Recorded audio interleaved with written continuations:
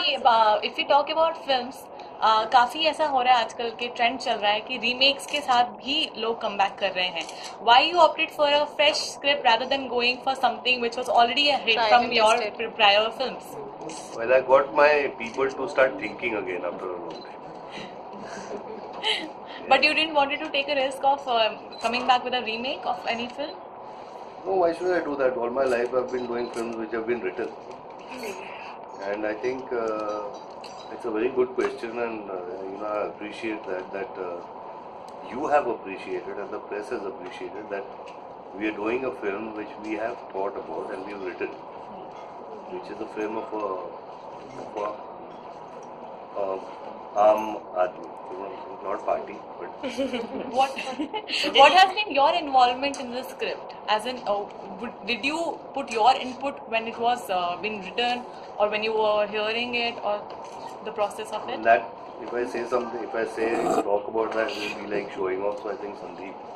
Please say. I think I have already spoken about it कि जब हम इनके घर पे लंच करने के लिए गए थे और हमने रिक्वेस्ट की थी कि हमको आपको एक कहानी बतानी है, तो जैसे इनको कहानी बताई गई तुरंत मतलब आई थिंक 3-4 मिनट हुए थे and his reaction was this should be my comeback and from that day till the time we are shooting every day, that involvement is that he sits with on the script, he is worried about the edit, costume, how he's going to look, how other people are going to look, क्योंकि इनके अलावा काफ़ी लोग इस film में नए हैं, तो उन लोगों को तैयार करना, उन लोगों को इतना कंफर्ट कर देते हैं कि they start feeling that they are Sanjay Dutt is new and काफ़ी हर म्यूजिक में इतना, लिरिक्स में, स्क्रिप्ट में, स्क्रीन प्ले, डायलॉग, हर चीज़ में इन्वॉल्वमेंट रहता है, कौन सा शॉट्स हम कैसे लेंगे.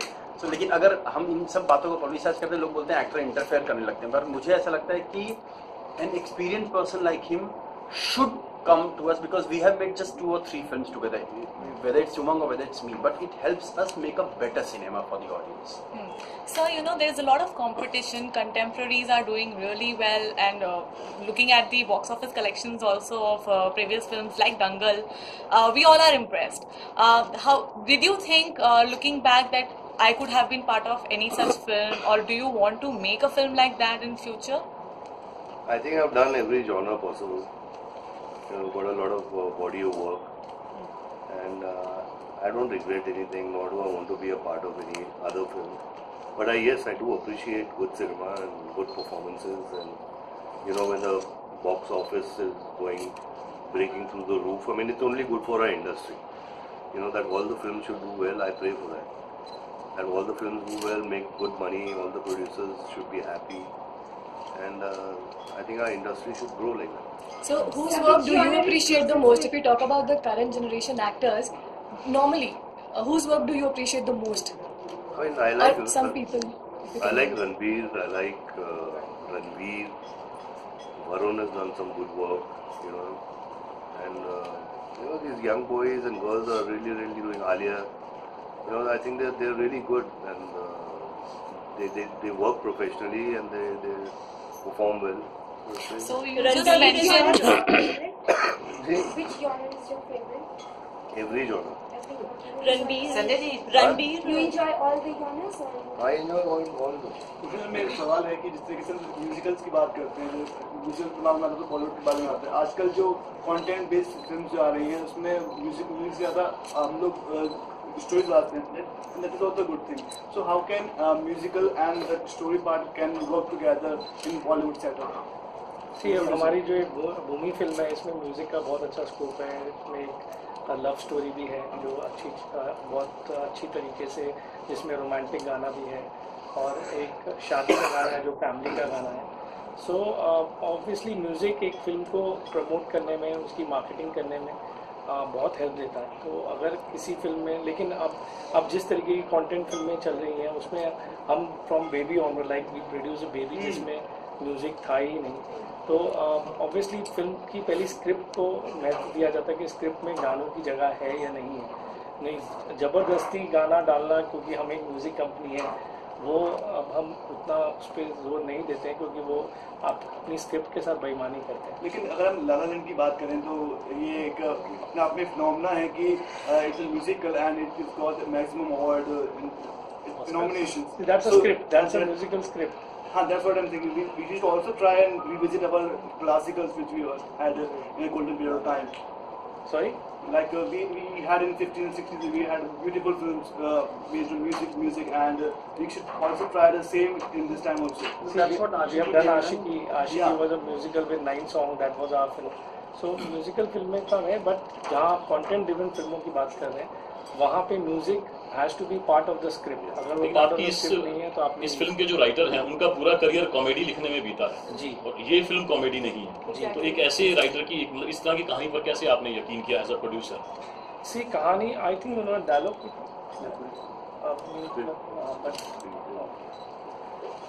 सी राइटर वर्सेटाइल होते हैं, जैसे एक्टर्स वर्सेटाइल होते हैं, डायरेक्टर वर्सेटाइल होते हैं, तो ऑब्वियसली आपको हर एक राइटर का एक अलग अलग रूप जरूर देखना चाहिए। And depends on the script कि स्क्रिप्ट किस तरीके की आपकी दिल को छुएगी और उसमें कितना रियलिज्म दिख रहा है।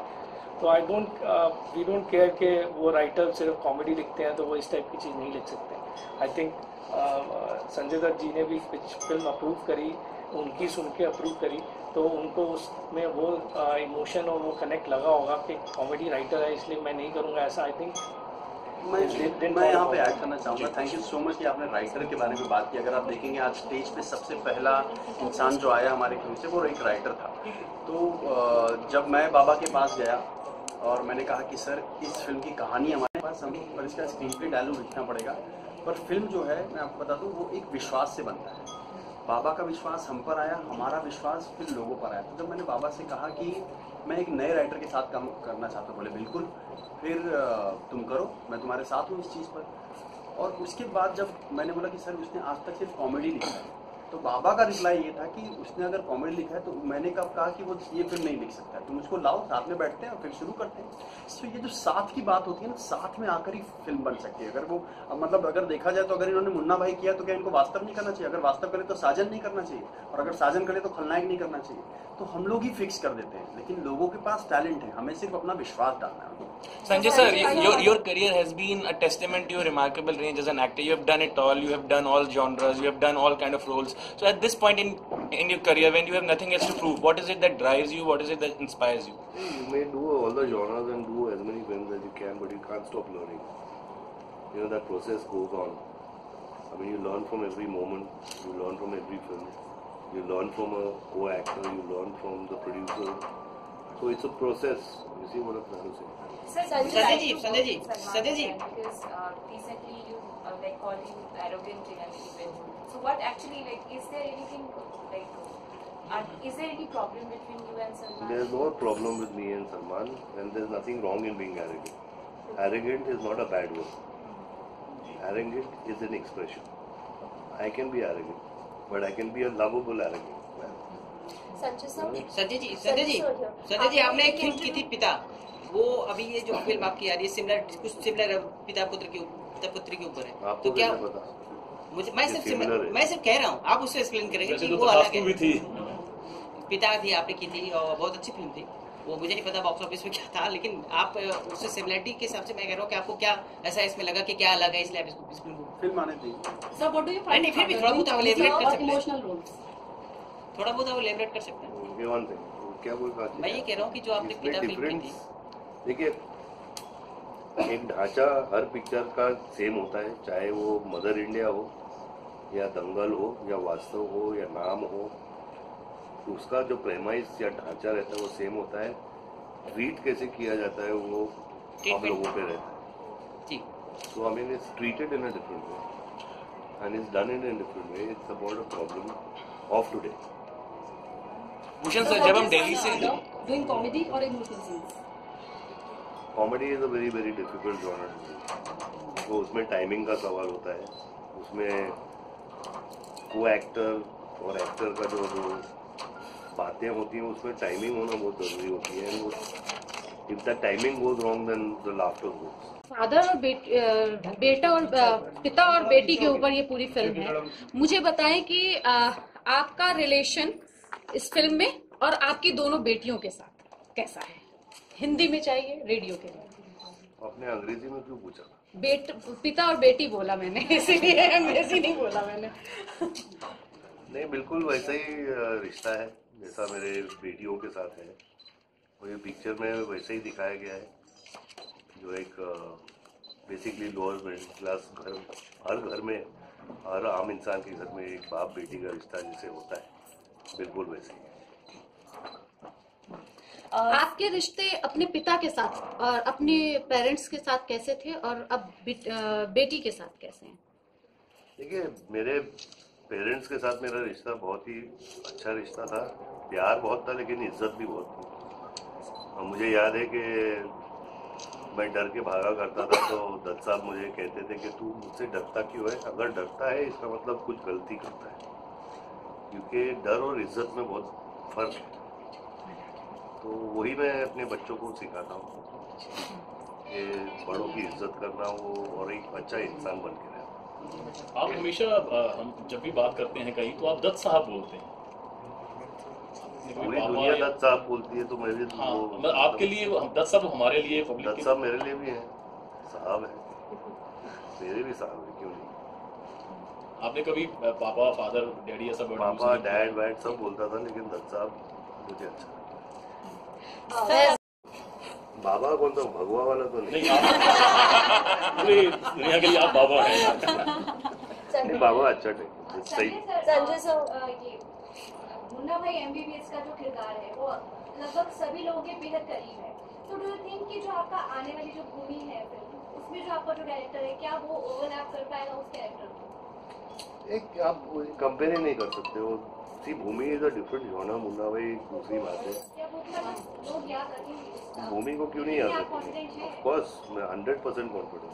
भूषण सर, जब हम दिल्ली से निकले थे तो हमें पता था कि भूमि एक स्टोरी है फादर और डॉटर की, और it's also a revenge tale. यहाँ पे आए हमें अभी कुछ नया पता नहीं चला है, कुछ तो डिस्क्लोज कीजिए। कोई भी नहीं बता रहा है, रिवेंज कौन ले रहा है? से बात करिए, डॉटर ले रही है, कुछ बताइए ताकि हम कुछ हमारे पास हो। फिल्म देखेंगे तो आपको कुछ तो बताइए संजय सर के कैरेक्टर के बारे में, या पता चल जाएगा तो आपकी एक्साइटमेंट कम हो जाएगी। आप अपने एंड पे कुछ भी जो बता सकते हैं। मेरे हिसाब से हमारी 10 दिन की शूटिंग हुई है, मुझे नहीं लगता कि कोई भी फिल्म आज शूटिंग शुरू होती है तो हम या तो फिल्म के शुरू में या फिर फिल्म के दौरान हम प्रेस कॉन्फ्रेंस करते हैं, पर क्योंकि ये बाबा की कमबैक फिल्म है और आप लोगों की एक्साइटमेंट थी तो हमने ये प्रेस एक कैंसिल करने के बाद हमने शूटिंग आज रोक कर एक दिन हम सब आगरा में 250 लोगों को लेकर बॉम्बे में आके, लेकिन शूटिंग कैंसिल करके हम आज बैठ के आपके लिए सिर्फ ये प्रेस कॉन्फ्रेंस कर रहे हैं। इस एक्साइटमेंट से जुड़ा एक सवाल है बाबा, लोग कोई भी जितने भी बड़े स्टार हैं छोटा सा कमेंट देते हैं तो उनके खिलाफ एक सोशल मीडिया में मूवमेंट चल जाता है, इसका बायकॉट करो, इसको विरोध करो, देशद्रोही है। आप कानून की नजर में अपराधी साबित हुए, सजा काट के आए, आपके खिलाफ एक वर्ड नहीं बोला गया कभी कहीं, लोग आपसे बेहद प्यार करते हैं, आपकी वापसी चाहते हैं, इसकी क्या वजह आप खुद देखते हैं? एक अच्छा इंसान बन के रहना, सबको इज्जत देना, सबकी रिस्पेक्ट करना, और चाहे आदमी कितना भी बड़ा क्यों ना हो, लेकिन उसके पैर हमेशा जमीन पर ही रहने चाहिए, सर झुक के रहना चाहिए। ये मेरे माँ बाप ने मुझे सिखाया है। और एक और चीज़ क्लियर करना चाहता हूँ, जो देशद्रोही का धब्बा जो लगा था वो कोर्ट ने उसको रद्द कर दिया। मैं उस केस से बाइज्जत बरी हूँ और सिर्फ आर्म्स एक्ट में कन्विक्ट हुआ। Sanjay, here, in your recent interview, you said that quite peacefully, and you said that I'm a very content man, I'm at peace with my life, and all I want to do is good works and live with my family. So if I ask you today, who is Sanjay Dutt and where is he going from here? Who is he now? Sanjay Dutt is Sanjay Dutt, and he's driving on a straight highway. Which is a super highway, 6 lane wala. So what is that you are hungry for, that I want to do such kind of work and this is what I want to achieve? I'm hungry for some Shami kebabs. And also, sir, come to Delhi, we'll give it to you. Yeah. And also a big compliment, and I was looking at your shoes, they're like super stylish you're looking. I'm very fond of cowboy boots, and I get these from all over the place. That's how you live regularly, being stylish and all super cool.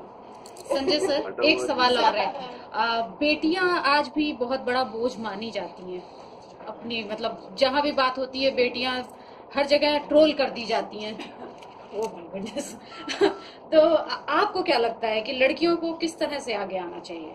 आप जबकि 2 लड़कियां आगे हमेशा थी और हमेशा रहेंगी। एक चीज मैंने देखा कि ऋचा जी जब